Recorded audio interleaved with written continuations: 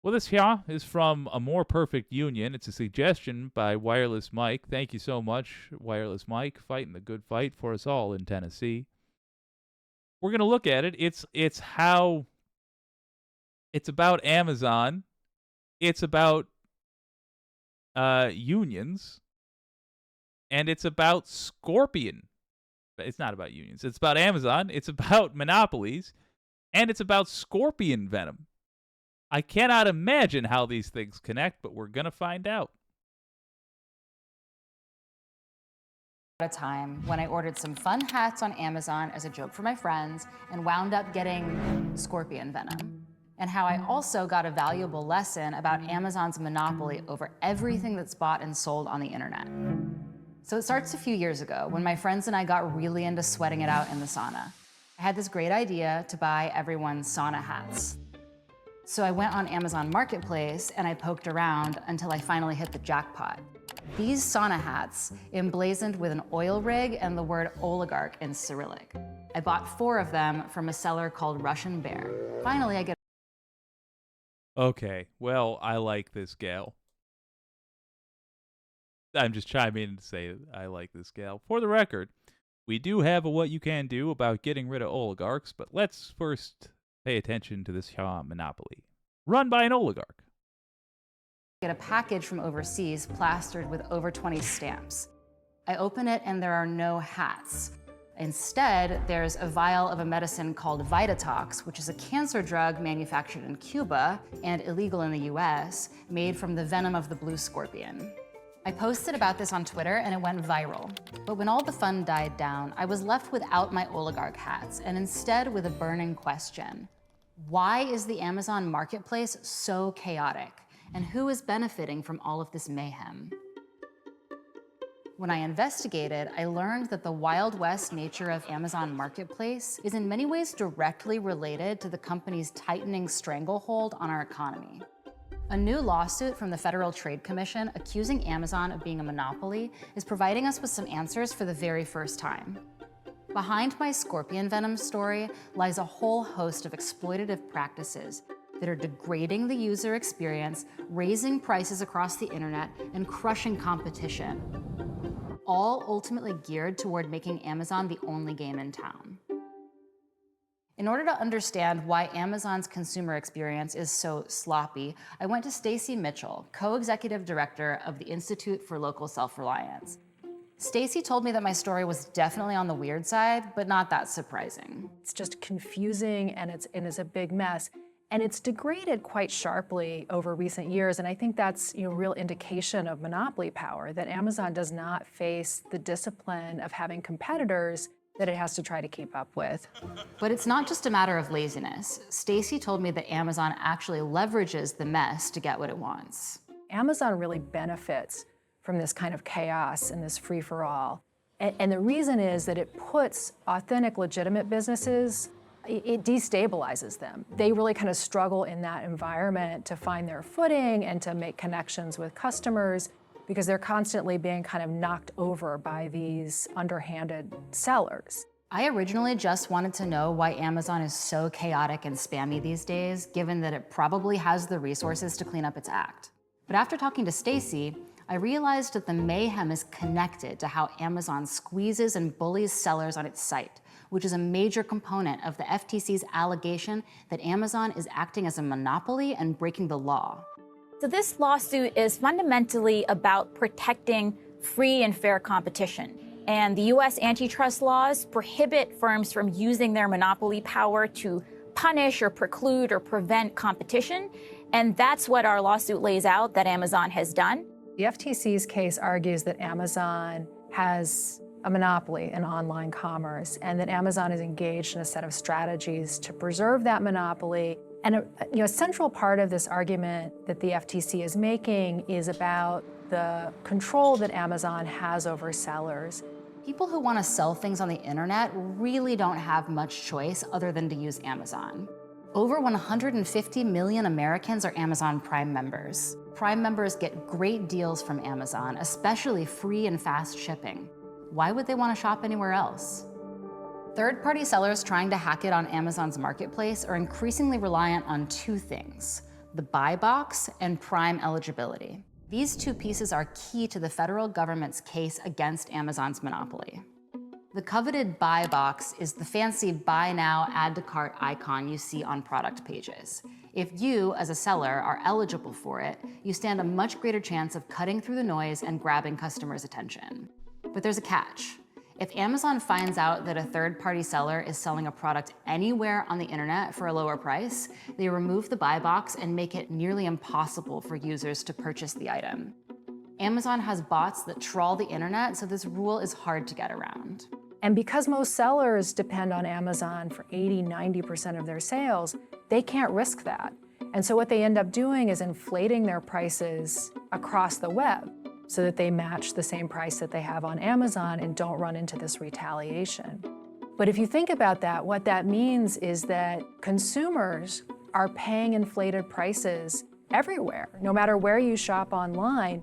This practice creates the illusion that Amazon has the lowest prices around, and it often does, but only by fiat.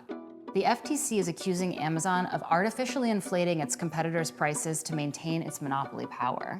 If you have a company that's both hiking prices and worsening services for customers, that's the type of situation that should create an opening for rivals to come in, to attract business, to grow. But it's really Amazon's exclusionary scheme that is keeping that from happening. The second way third-party sellers can stand out is via Amazon Prime. This is the reason we all flock to Amazon, for the free 2-day shipping that Prime members get when they buy Prime items. But to be included in the Prime program, third-party sellers basically sell their souls to Amazon. They have to pay for costly fulfillment by Amazon services, or FBA, and that's on top of an already hefty transaction fee that they pay just for selling anything on Amazon. Okay, so Amazon has been doing this for years and years and years.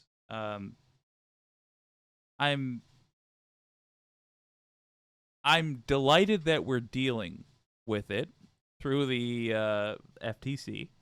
I'm annoyed it took this long. Reason number 10,432 to get progressives in the House, Senate, and White House. Part of a healthy capitalist economy is regulation. Neoliberalism, which is what the majority of Democrats and all Republicans worship instead of God. It's the idea that there should be no regulation whatsoever. As little regulation as you can get away with. Well, that leads to poisonous businesses like Amazon. Even if you are the sort of person who thinks we should not have any capitalism at all in the United States, I don't think you're the sort of person who thinks we don't currently have it. And I haven't heard anybody advocating for like accelerationism with capitalism, make things so bad that they break.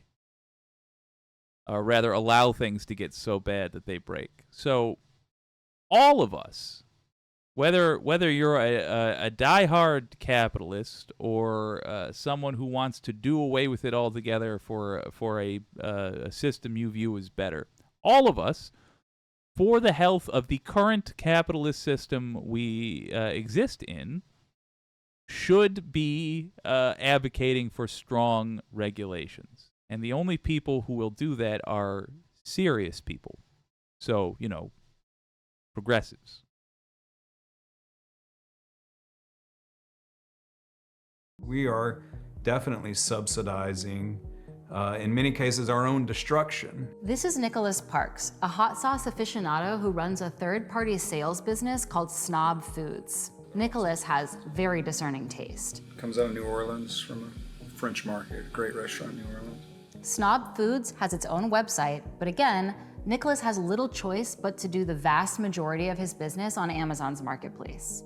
He also uses FBA, which means he stores a lot of his inventory in Amazon warehouses and delivers them via Amazon trucks.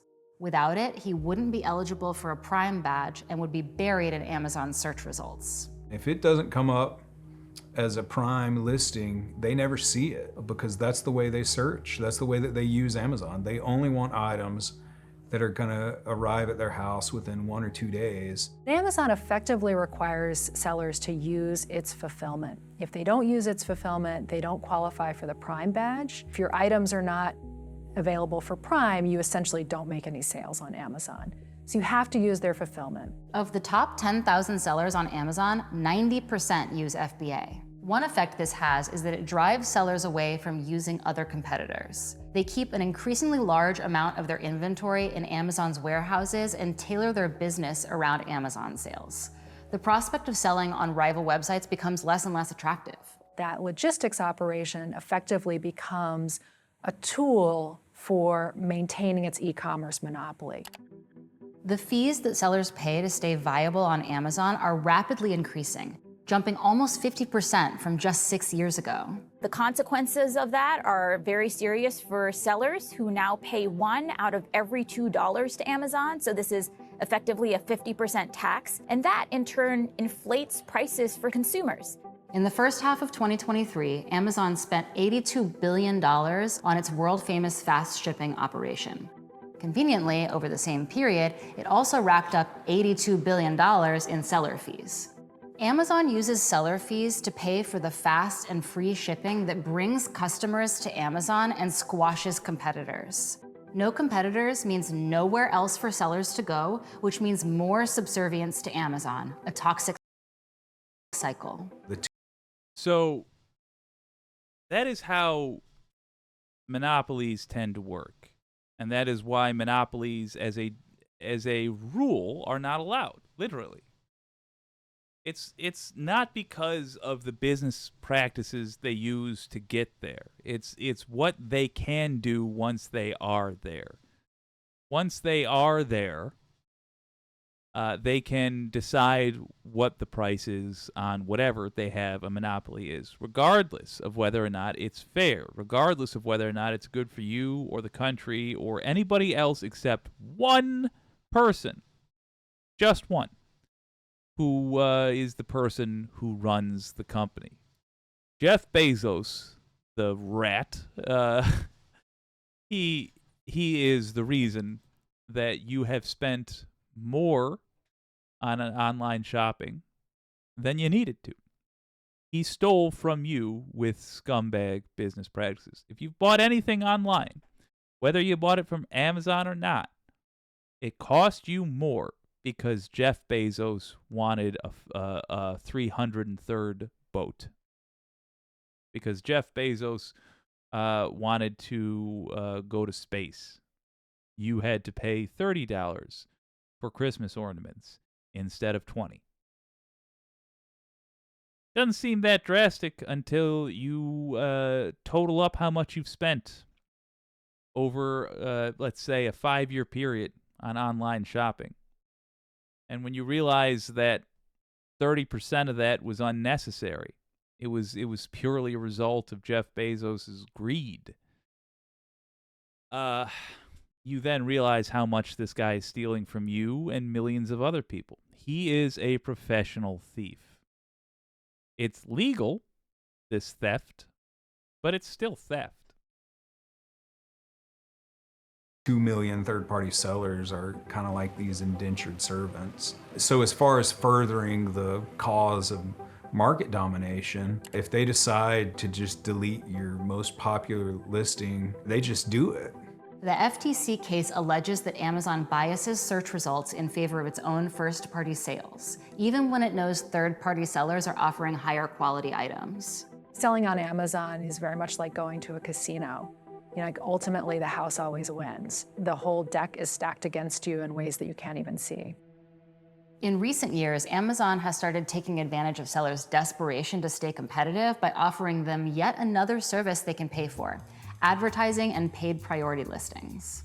Advertising income is the big new thing that subsidizes all of this, and that number just grows every year. Nicholas also drew my attention to alphabet soup sellers, most of them based overseas in Asia, that are trademarking random strings of letters and selling the same products under multiple listings as a means of cornering the market.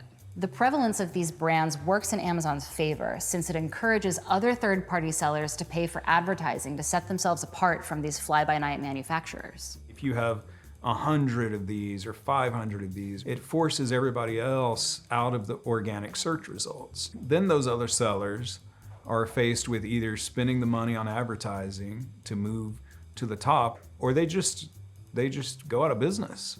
The result for buyers is a shopping experience that is dizzyingly confusing, with pages and pages of ads and hardly any way to tell what's real or trustworthy. This brings my investigation full circle. We're finally back at the question of why Amazon is so chaotic, providing in many ways the opposite of the ultra-streamlined, super above-board user experience you might expect from the tech giant.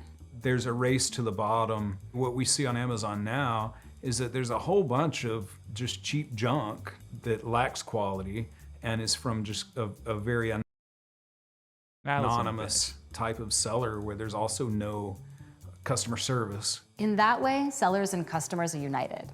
Amazon isn't really looking out for the best interests of either of them. It's just looking out for Amazon and this guy. There's never been a company that has this much power over. I want to end it by talking about one fact that we should be very, very clear about. Jeff Bezos knows this. None of what she had to do all that work to figure out will be news to Jeff Bezos. He knows all of this. He built it like that intentionally. Why is that important? Well, because he knew it would be this way. He knew what he was building. He knew what he was doing. And he didn't stop it. He didn't change it. He intends for it to be this way. And he is allowed to spend an infinite amount of money influencing politicians. The FTC is going after him now. He is going to pour money into whoever will tell the FTC to knock it off, or to whoever will say, you know what? We're going to defund the FTC. They get in the way of good business. That's how Joe Manchin gets tons and tons of money. That's how any Republican gets tons and tons of money. Jeff Bezos, or someone like him that wants to thieve from you, pays them near infinite amounts of money to go be in office and to go be a pawn of his. And that, ladies and gentlemen, is what makes him an oligarch. We have oligarchs in the United States. We have a very Russian, very Soviet problem, frankly, in the United States. And we let this happen because we ever trusted Republicans. Now we know, though. Now you see what Amazon is. Now you see who Jeff Bezos is. Now you understand how he thinks and what his intentions are for your wallet. You understand that he does not care about you, your children, small businesses starting out. He will choke them to death if he can. He will extort all of them, every last one, so that he can live a life of command over you and your family. He wants you to operate under the belief that he is your better.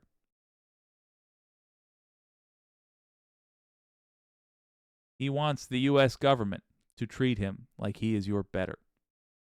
And he wants that in exchange for having stolen from you, having stolen from the small businesses that actually make the things that he sells. I cannot, first of all, thank you, Wireless Mike, for the suggestion. Second of all, I can't think of a better microcosm for what the problem is. somebody who doesn't actually do work. Thieving from people who are out there doing work. Somebody made those hats that lady wanted to buy when she actually got scorpion venom instead. Yeah, what'd she end up with? A fake cancer treatment made out of poison. When what she wanted was a hat. And that, because the person that did the labor of making the hats couldn't sell them. Not without Jeff Bezos getting a bribe. Oligarch. Use monopolies to break up the oligarchy. FTC, go get them. Excellent. Voters of America, take note. I recommend telling your representatives you want more money diverted to the FTC. You want people like Bezos taxed to pay for his own regulation. More IRS agents. More FTC employees. Paid for by the very villains that they would go after. Progressive House, Senate, and White House, 2024. Progressive county commissioners. Progressive mayors. Progressive state legislators, House and Senate. Progressive governors. Pick whichever you think sounds like the most fun. You want to be your progressive city council member? I'll tell you, I've met a couple.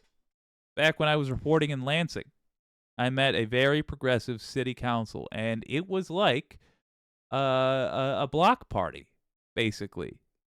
Every time they got together, they had a hell of a lot of fun because they were like-minded folks engaging in a hobby together. Essentially, when you're city council in a small city, it's not your job. It's not your main job. It's just a thing you get a small stipend to do, and to thank you from the community, usually in the form of a re-election. And you get to decide how things go. You put in it's like with the military, one weekend a month. It's that sort of thing. But let's take this over from these punks, and let's convince as many people as we can to get involved in any level that they're willing to. Make the pitch for progressivism, because that's the answer for the oligarchy.